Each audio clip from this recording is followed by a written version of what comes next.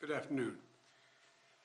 Today, I made two vital calls, as I've been making for some months now. Two vital calls that on the situation in Russia and Ukraine. The first was to a bipartisan group of members of Congress who are currently representing the United States, along with Vice President Harris at the Munich Security Conference. The second was the latest in a series of calls over the past many months with the heads of state of our NATO allies and the European Union, to bring them up to date on what the United States thinks is the current state of affairs and what's likely to happen in Ukraine in the coming days, to ensure that we continue to remain in lockstep, that is, the European Union and NATO. Despite Russia's efforts to divide us at home and abroad, I can affirm that has not happened. The overwhelming message of on both calls was one of unity, determination, and resolve. I shared with all of those on the calls what we know about a rapidly escalating crisis in Ukraine. Over the last few days, we've seen reports of a major uptick in violations of the ceasefire by Russian-backed fighters attempting to provoke Ukraine in the Donbass. For example, a shelling of a Ukrainian kindergarten yesterday, which Russia has falsely asserted was carried out by Ukraine. We also continue to see more and more disinformation being pushed out to the Russian public, including Russian-backed separatists, claiming that Ukraine is planning to launch a massive offensive attack in the Donbass. Well, look, there is simply no evidence of these assertions, and it defies basic logic to believe the Ukrainians would choose this moment, with well over 150,000 troops arrayed on its borders, to escalate a year-long conflict. Russia's state media also continues to make phony allegations of a genocide taking place in the Donbass and push fabricated claims warning about Ukraine's attack on Russia without any evidence. That's just what I'm sure Ukraine's thinking of doing, attacking Russia. All of these are consistent with the playbook the Russians have used before, to set up a false justification to act against Ukraine.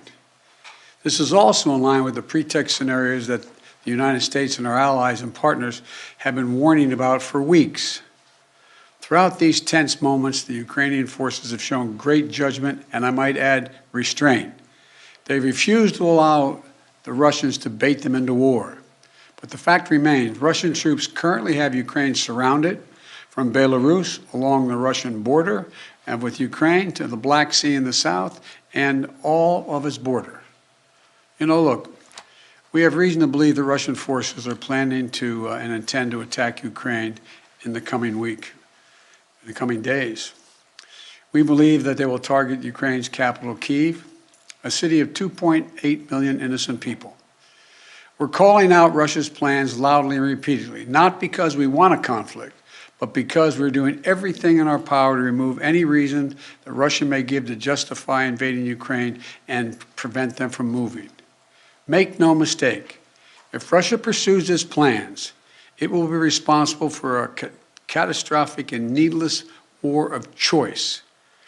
The United States and our allies are prepared to defend every inch of NATO territory from any threat to our collective security as well. We also will not send troops in to fight in Ukraine, but we will continue to support the Ukrainian people.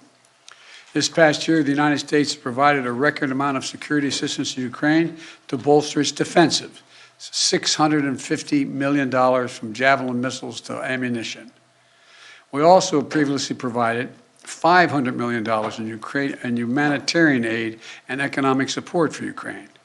And earlier this week, we also announced an additional sovereign loan guarantee of up to $1 billion to strengthen Ukraine's economic resilience.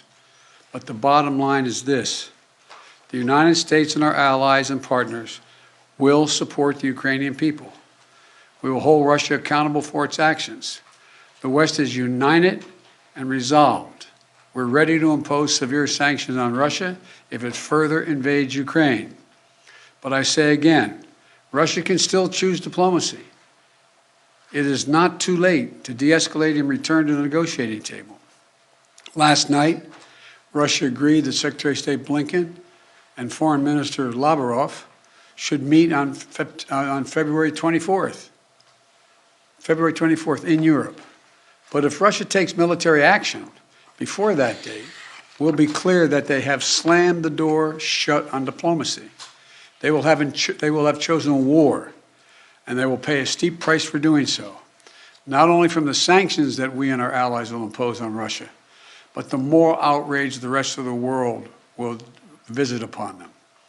You know, there are many issues that divide our nation and our world, but standing up to Russian aggression is not one of them.